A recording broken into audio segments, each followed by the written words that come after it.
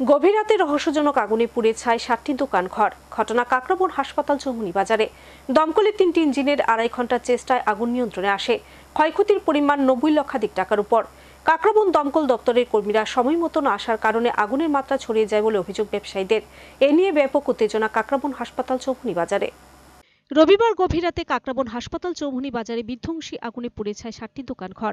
ঘটনার বিবরণ দিতে গিয়ে ক্ষতিগ্রস্ত ব্যবসায়ীরা জানান, অন্যান্য দিনের মতো রবিবার রাতেও ব্যবসা বাণিজ্য সেরে বাড়ি চলে যান।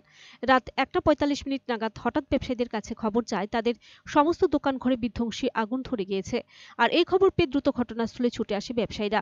সেই সাথে গ্রামবাসীরা ছুটে আসে আগুন নেভানোর জন্য। আগুনের অগ্নিশিখা এতটাই ভয়াবহ ছিল, একের পর এক দোকানগুলির মধ্যে আগুন ছড়িয়ে পড়ে। তার মধ্যে মিষ্টি দোকানে থাকা গ্যাস সিলিন্ডার আগুনে বিস্ফোরণ ঘটে। সেই সাথে খবর দেওয়া হয় কাকরাবন দমকল বাহিনীকে। ঘটনার খবর পেয়ে ছুটে আসে দমকল বাহিনীর কর্মীরা। কিন্তু ব্যবসায়ীরা অভিযোগ করেন ৫ থেকে ৬ মিনিট দমকল কর্মীরা জল দেওয়ার পর গাড়িতে ৩,০০০ লিটার জল সম্পূর্ণভাবে শেষ হয়ে যায়। কিন্তু প্রশ্ন উঠছে, এর মধ্যে জলের পরিমাণ নাকি অনেকটাই কম ছিল। পরে মেলাঘর এবং উদয়পুর থেকে দমকলের আরও ২টি বড় ইঞ্জিন ঘটনাস্থলে ছুটে যায় আগুন নেভানোর জন্য। দীর্ঘ চেষ্টার পর আগুন নিয়ন্ত্রণে আসে। ক্ষতিগ্রস্ত ব্যবসায়ীরা জানান, অগ্নিকাণ্ডের জেরে ক্ষয়ক্ষতি হয়েছে প্রায় ৯০ লক্ষাধিক টাকার উপর। কাকরাবন দমকল কর্মীরা অভিযোগ করেন, রবিবার রাতে তাদেরকে ব্যাপকভাবে মারধর করেছে ক্ষিপ্ত জনতা কাকরাবন হাসপাতাল চৌমুহনী বাজারে। ভাঙচুর করা হয়েছে দমকল দপ্তরে বড় ইঞ্জিনের গাড়িটিকে। মারধর করা হয় বেশ কয়েকজন দমকল কর্মীকে। ছিনিয়ে নেওয়া হয়েছে গাড়ির চাবি। এই ঘটনায় ব্যাপক ক্ষোভ প্রকাশ করে দমকল কর্মীরা। সব মিলিয়ে সোমবার সকালে ক্ষতিগ্রস্ত ব্যবসায়ী থেকে শুরু করে গ্রামবাসী এবং দমকল বাহিনী একে অপরের প্রতি প্রতিক্রিয়ার পাল্টা প্রতিক্রিয়া দিতে শুরু করেন সংবাদ মাধ্যমের সামনে।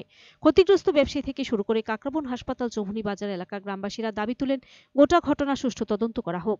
এখন দেখার বিষয় প্রশাসন কি ব্যবস্থা গ্রহণ করে এবং তদন্তে কি রিপোর্ট উঠে আসে সামনে।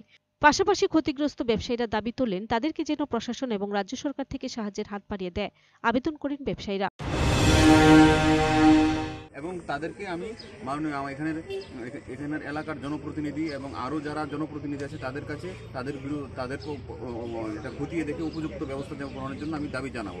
কারণ আমাদের প্রকৃত কর্মীর দরকার। কারণ একটা লোক তিল সঞ্চয় করে একটা দোকান তৈরি করে তার জীবনের ২০-২৫ বছর লেগেছে, সেটা একটা আগুনে চলে যাবে।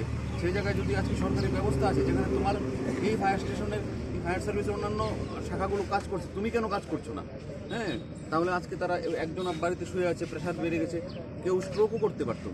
এই ধরনের পরিস্থিতি তো কাম্য নয়। সুতরাং আমরা এখানে এলাকার জনপ্রতিনিধি এবং আরও যারা প্রশাসনিক ব্যক্তিত্ব আছেন তাদের কাছে চাইব উপযুক্ত পদক্ষেপ নিতে এবং আমাদের যারা দোকান এখানে ক্ষতিগ্রস্ত হয়েছে তাদের সকলকে যেন প্রশাসনিক তরফ থেকে এবং বিধায়ক তহবিল থেকে যাতে আর্থিক ক্ষতিপূরণ দিয়ে তাদেরকে আবার স্বাবলম্বী করে তোলার জন্য আমি আবেদন রাখবো। নমস্কার। এবং এটা bureau report, search India 10N।